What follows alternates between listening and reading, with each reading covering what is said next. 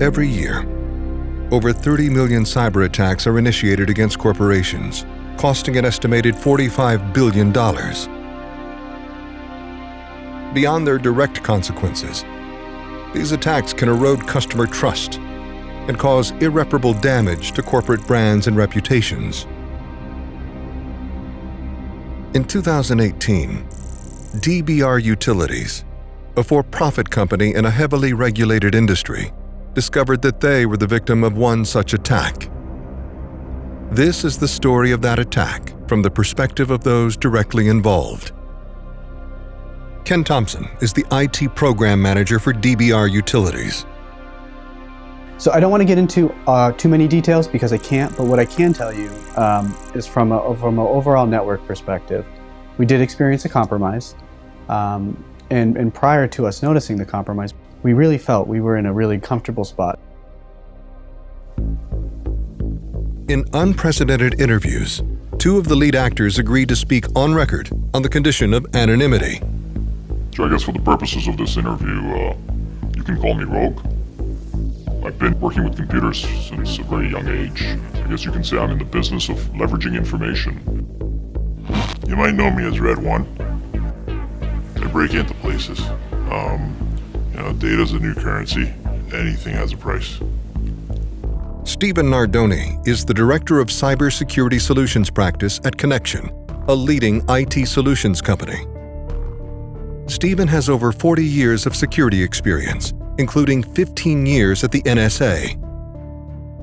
It's a foregone conclusion. Everybody knows today with the numbers of breaches that we hear about in the industry that threat and risk, information security risk, cybersecurity risk is very real. It's not so much what we do, it's the attention to detail that we pay, and it's also the consistent effort that we apply.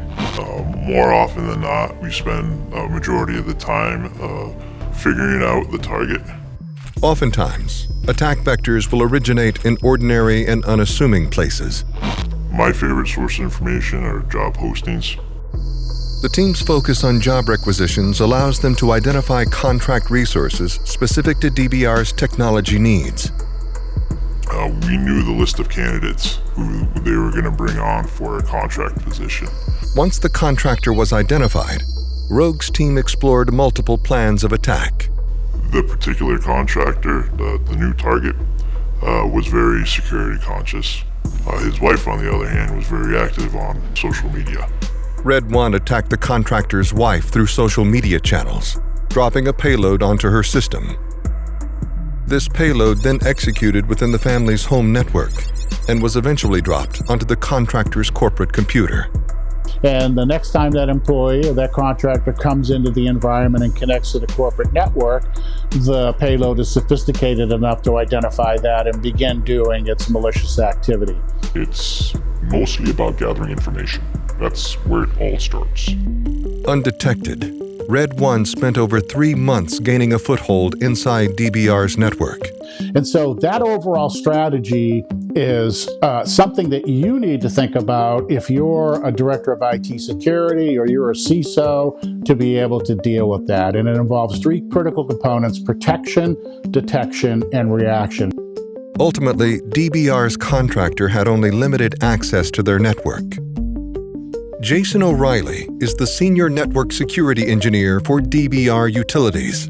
They weren't doing anything particularly malicious, just planning, plotting out, scanning our network, observing it and learning about it. Of course, why do they want to do that? The more they know about the systems and the services and the IPs and the people that are on the network, the better strategy they can put together. As the severity of the attack became known to DBR Utilities, a new ploy was already underway. People don't think it's a real threat, but we dropped a bunch of USB sticks near their corporate office. USB drop attacks are among the oldest and most effective ploys used by hackers. Lo and behold, somebody on the different network that we needed access to picked up that USB stick. This particular employee happened to have access to one of DBR's most sensitive subnetworks. It was an exciting night when the USB stick checked in, and from there we knew we had complete access.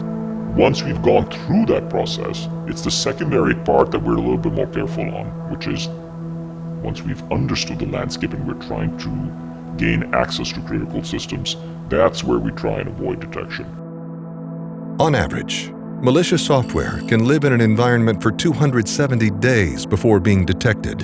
And it takes about an additional 169 days to actually lock the network down and get that particular malicious software, any of the payloads, any of the script kiddies that may have been part of the attack out of the environment as well.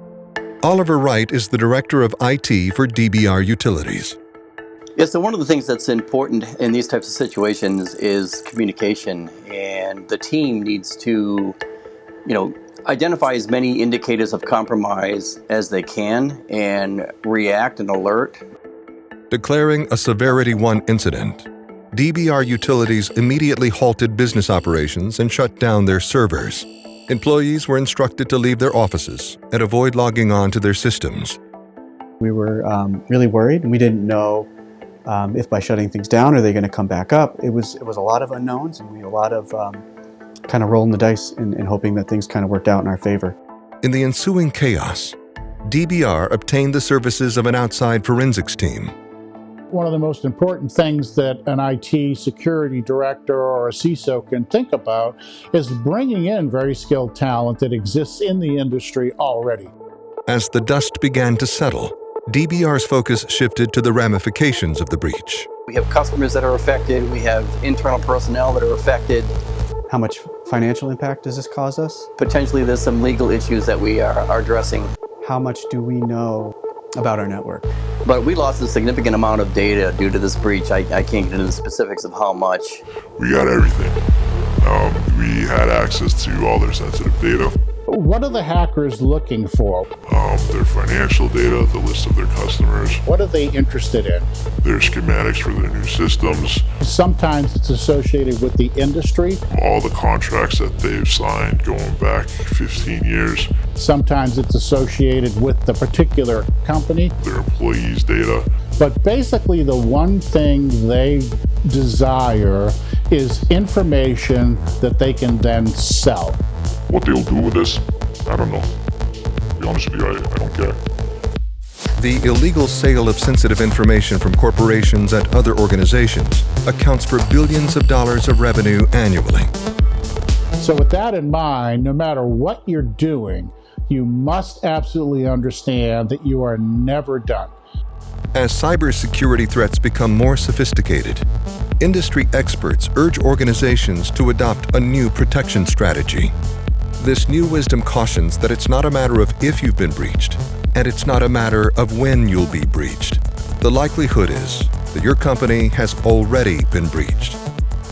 In the industry, we always talk about three critical components: people, process, and technology. You can never ignore any of those. All of those are very, very important to your overall information security and cybersecurity strategy. As demand increases for qualified cybersecurity specialists, numerous job openings go unfulfilled. This year, as many as 3.5 million such requisitions around the world will remain open. The most important part of that overall equation is, do I have the people who are trained to respond and mitigate a breach should it occur? With that, I hope I don't see you in your network.